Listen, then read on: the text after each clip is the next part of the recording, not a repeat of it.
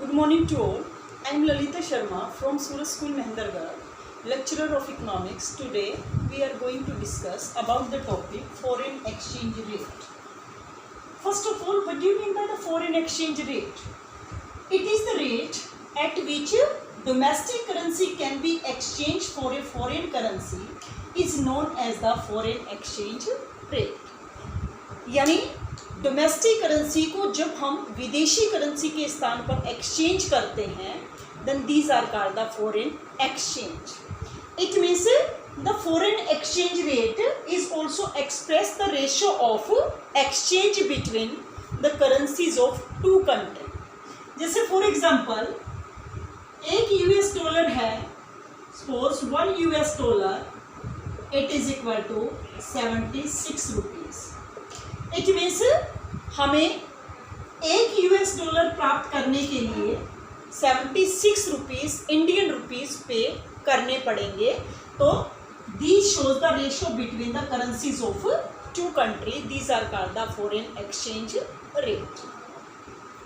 इसके बाद इसमें एक कॉन्सेप्ट और आता है छोटा सा, फॉरेन एक्सचेंज.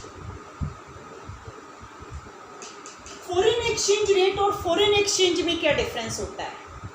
फॉरेन एक्सचेंज क्या होती है? विदेशी करेंसी, फॉरेन करेंसी भी बोलते हैं इसको. Foreign exchange it means currencies of another country with RBI, available with RBI excepting our domestic currency. हमारी डोमेस्टिक करेंसी तो होती है, तो हमारी डोमेस्टिक करेंसी को छोड़कर आरबीआई के पास बाकी सभी देशों की जो करेंसी अवेलेबल होती है, these are called the foreign exchange. These are the difference between the foreign exchange. ये वो रेट होते हैं जिस पर हम एक्सचेंज करते हैं एक करेंसी को दूसरी करेंसी के स्थान पर, और इसमें सभी देशों की करेंसी जो आरबीआई के पास अवेलेबल होती है, these are called the foreign exchange.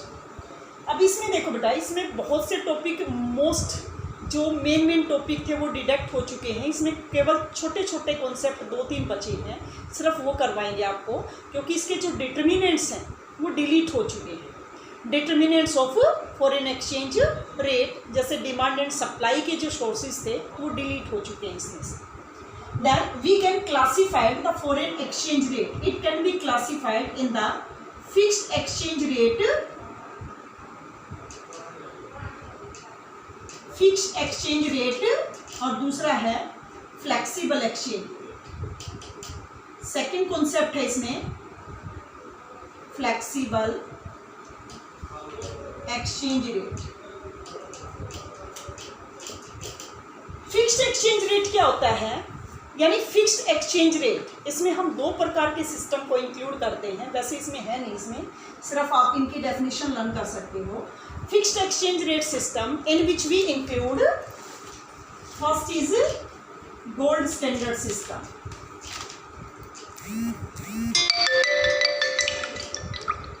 Gold standard system, और दूसरा है Bretton Woods system.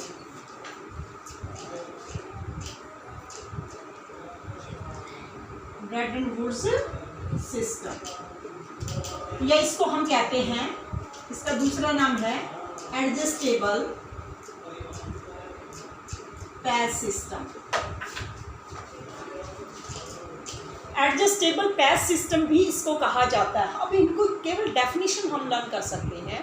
यानी what do you mean by the gold standard system? The gold standard system in which the exchange rate was determined by the government in terms of gold.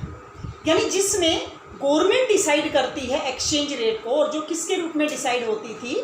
Gold के रूप में decide होती थी. जैसे $1 it is equal to 2 gram gold. जैसे $1 की कीमत अगर 2 ग्राम, इट मीन्स $1 के बदले में हमें 2 ग्राम गोल्ड पे करना पड़ेगा. तो ये क्या कहलाती थी? Exchange rate in the fixed exchange rate system. इसके बाद ब्रेटन वुड्स सिस्टम क्या है और दोनों में क्या डिफरेंस होता है? In the Bretton Woods system also the exchange rate were also determined by the government in terms of gold. But क्या डिफरेंस है दोनों में? यानी इसमें जब एक बार एक्सचेंज रेट को डिटरमाइन कर दिया जाता था तो इसमें कोई भी चेंजेस पॉसिबल, जैसे एक यूएस डॉलर की कीमत 2 ग्राम गोल्ड डिसाइड करती तो सालों साल चलती थी, इसमें कोई चेंज नहीं होता। लेकिन इसमें 1944 में ब्रेटन वुड्स में, यूएसए के ब्रेटन वुड्स हॉल में एक एग्रीमेंट हुआ और उसमें ये डिसीजन लिया गया कि इसमें कुछ चेंजेस पॉसिबल है।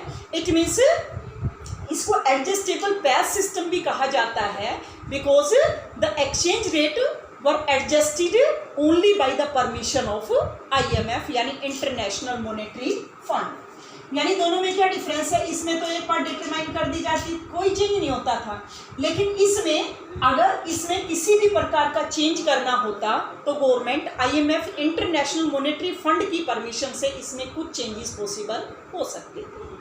इसमें 3 पॉइंट डिस्क्राइब किए गए, यानी क्या किया गया इसमें, all the currencies of country यानी all the currencies of all countries are pegged या रिलेटेड विद यूएस डॉलर।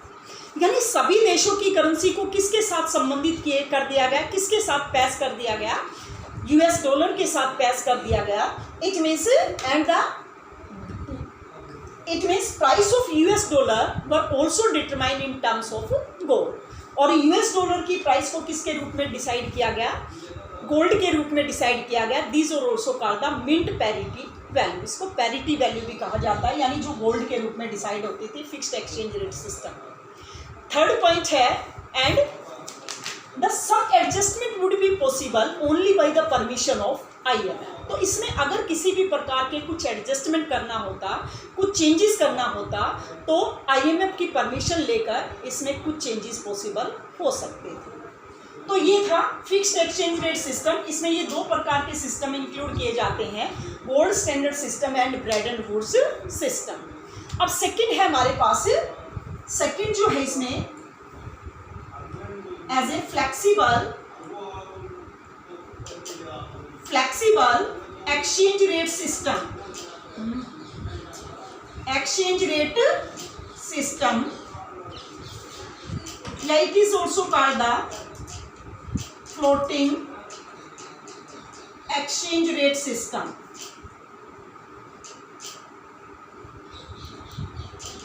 इसको फ्लेक्सिबल एक्सचेंज रेट सिस्टम या फ्लोटिंग एक्सचेंज रेट सिस्टम भी कहा जाता है।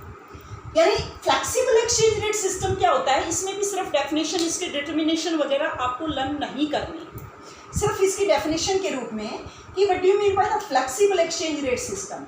The flexible exchange rate system in which the exchange rate are determined, यानी at present हमारे देश में फ्लेक्सिबल एक्सचेंज रेट सिस्टम पाया जाता है, in which the exchange rate are determined with the help of market forces। market forces मतलब demand and supply, यानी जिसमें जो फ्लेक्सिबल एक्सचेंज रेट है या फ्लोटिंग एक्सचेंज रेट है वो किसके द्वारा डिटरमाइन की जाती है, demand and supply of the currency. यानी मार्केट फोर्सेस मतलब डिमांड और सप्लाई के द्वारा की जाती है, जहां पर demand and supply of the currency are equal to each other, there are the determination of the flexible exchange rate system. जैसे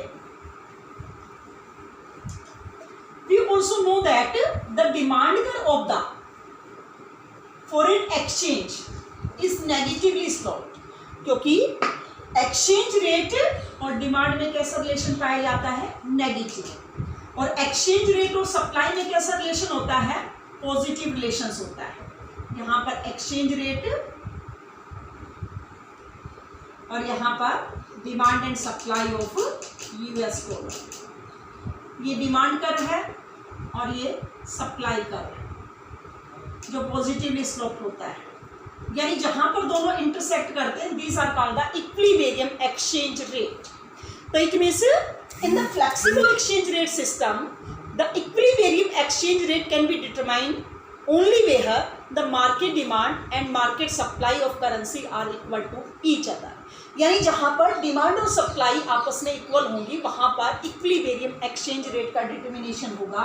लेकिन अगर इसमें किसी भी प्रकार का अनइक्विलिब्रियम क्रिएट होता है, जैसे यहाँ पर एक्सेस सप्लाई की सिचुएशन है और अगर एक्सचेंज रेट कम हो जाती है तो यहाँ पर एक्सेस डिमांड की सिचुएशन है, तो इनमें स्वयं इस प्रकार के चेंजेस आएंगे, then we can also reach on the equilibrium point. जैसे एक्सेस सप्लाई की सिचुएशन है तो it means the desired stock is less than the actual stock. Actual stock से कम होता है, जिससे the suppliers plans to decrease in their supply, तो अपनी सप्लाई को डिक्रीज करेंगे। और फिर से हम इस पॉइंट पर चले जाएंगे, और यहाँ पर डिजायर्ड स्टॉक ज़्यादा है और एक्चुअल स्टॉक कम है, तो जो सप्लायर है वो अपनी सप्लाई को इंक्रीज करेंगे and we also again reach on the equilibrium point. So इसके बेस पर हम कह सकते हैं, इसमें केवल इतने कॉन्सेप्ट आपको करने हैं। फ्लेक्सिबल और फिक्स्ड एक्सचेंज रेट, इनकी केवल डेफिनेशन के रूप में डिफाइन करना है। यानी फ्लेक्सिबल एक्सचेंज रेट सिस्टम में the exchange rate are determine with the help of the demand and supply या market forces.